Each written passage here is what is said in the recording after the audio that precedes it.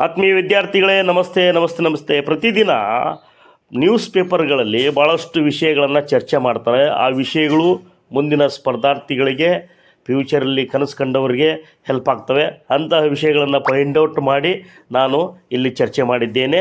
Miller ಆಯೋಗ ಯಾಕಾಗಿ ರಚನೆ ಆಯಿತು ಅನ್ನುವಂಥ ಫಸ್ಟ್ ಪ್ರಶ್ನೆ. ಯಾಕಾಗಿ ಅಂದ್ರೆ ಸಾಮಾಜಿಕವಾಗಿ, ಶೈಕ್ಷಣಿಕವಾಗಿ, ಉದ್ಯೋಗದಲ್ಲಿ ಮೀಸಲಾತಿಯನ್ನು ಕಲ್ಪಿಸಲು ನಾಲ್ವಡಿ ಕೃಷ್ಣರಾಜ ಒಡೆಯರವರು ಹಿಂದುಳಿದ ವರ್ಗದವರಿಗಾಗಿ ಮಿಲ್ಲರ್ ಆಯೋಗವನ್ನು ರಚನೆ ಮಾಡಿದರು ಅನ್ನುವಂಥದ್ದು ಒಂದು ಮಾಹಿತಿ. ಇನ್ನು ಮತ್ತೊಂದು ವಿಷಯ, ಪ್ರಜಾಪ್ರತಿನಿಧಿ ಸಭೆ ರಚನೆ ಮಾಡಿದವರು ಯಾರು ಅಂತ ಒಂದು ಕ್ವಶನ್ ಚರ್ಚೆ ಆಗಿದೆ. ಜಯ ಚಾಮರಾಜೇಂದ್ರ ಒಡೆಯ. ಇನ್ನೊಂದು ಪೇಪರ್ನಲ್ಲಿ ನೋಡಿದೆ, ಬೆಳ್ಳಿ ಹಬ್ಬದ ಕಬ್ಬದ ಬಳ್ಳಿಯ ಲೇಖಕರು ಯಾರು ಅಂತ ಹೇಳಿ ಕುವೆಂಪು ಅವರು. ಇದೊಂದು ಕವನ ಸಂಕಲನ. ನಾಲ್ವಡಿ ಕೃಷ್ಣರಾಜ ಒಡೆಯರಿಗಾಗಿ ಅವರನ್ನು ಇಲ್ಲಿ ಹೊಗಳಿದ್ದಾರೆ. ಇನ್ನೊಂದು ಚರ್ಚೆ ಮತ್ತು ಒಂದು ವಿಷಯವನ್ನು ನೋಡಿದೆ ಪೇಪರ್ನಲ್ಲಿ, ಸರ್ವಧರ್ಮ ಸಮನ್ವಯ ತತ್ವವನ್ನು ಸಾರಿದವರು ಯಾರು ಅಂತ ಇತ್ತು.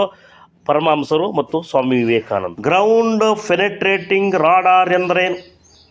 ಇದೊಂದು GPR ವ್ಯವಸ್ಥೆ. ಭೂಮಿಯಲ್ಲಿರುವ ಅವಶೇಷಗಳನ್ನು ಪತ್ತೆ ಹಚ್ಚಲು ಬಳಸುವ ಉಪಕರಣ. ಇತ್ತೀಚೆಗೆ ಧರ್ಮಸ್ಥಳದಲ್ಲಿ ಬಳಸಬಹುದಿತ್ತು. ಇನ್ನು ಮತ್ತೊಂದು, ಕೃಷ್ಣರಾಜ ರಜತ ಮಹೋತ್ಸವ ಪ್ರಗಾತ ಲೇಖಕರು ಯಾರು?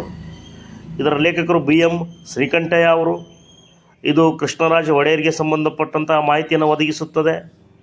ಕೃಷ್ಣರಾಜ ಒಡೆಯರು ಆಡಳಿತದಲ್ಲಿ 25 ವರ್ಷ ಪೂರ್ಣಗೊಳಿಸಿದರು, ಹಾಗಾಗಿ ರಚನೆ ಆದಂಥದ್ದು. ನೇವಿ ಬ್ಲೂ ಪೀಕ್ ಕ್ಯಾಪ್ ಎಂದರೇನು? ಇದು ಪೊಲೀಸರಿಗೆ ಕೊಡುವಂಥ ಹೊಸ ಕ್ಯಾಪ್ ಆಗಿದೆ. ಇದನ್ನು ನೀಲಿ ಟೋಪಿ ಅಂತ ಕರೀತಾರೆ. ಮೊದಲು ಸ್ಲೋಚ್ ಹ್ಯಾಟ್ ಇತ್ತು, ಈಗ ಬದಲಾಗಿದೆ.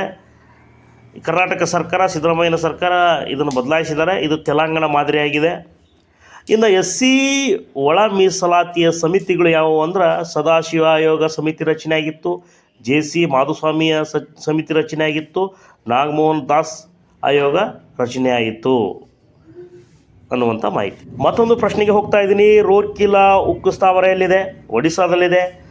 ಶಾಂಘೈ ಸಹಕಾರ ಶೃಂಗಸಭೆ ಎಲ್ಲಿ ನಡೆಯುತ್ತದೆ? ಚೀನಾದಲ್ಲಿ ನಡೆಯುತ್ತದೆ. ದಿವಳಗ ಪದದ ಸಮಾನಾರ್ಥಕ ಪದ ಯಾವುದು? ದೀಪಾವಳಿ. ದೇವದಾಸಿ ಪದ್ಧತಿ ನಿರ್ಮೂಲನೆ ಕಾಯ್ದೆ ಯಾವಾಗ ಜಾರಿಗೆ ಬಂದಿದೆ? 2025 ಸಿದ್ದರಾಮಯ್ಯ ಸರ್ಕಾರದಲ್ಲಿ. ಹೀಗೆ ನ್ಯೂಸ್ ಪೇಪರ್ನ ಹಲವಾರು ಚರ್ಚಿತ ವಿಷಯಗಳನ್ನು, ಪ್ರಮುಖ ವಿಷಯಗಳನ್ನು ಹೆಕ್ಕಿ ತೆಗೆದು ನಿಮ್ಮ ಮುಂದೆ ನಿಮಗಾಗಿ ನಾನು ಇಡುತ್ತಿದ್ದೇನೆ ಪ್ರತಿದಿನ. ಇದನ್ನು ಉಪಯೋಗಿಸಿಕೊಂಡು ನೀವು ಸ್ಪರ್ಧಾಳಿಗಳು ಜಯವನ್ನು ಸಾಧಿಸಲಿ ಅನ್ನುವಂತಹ ಒಂದು ನಂಬಿಕೆಯೊಂದಿಗೆ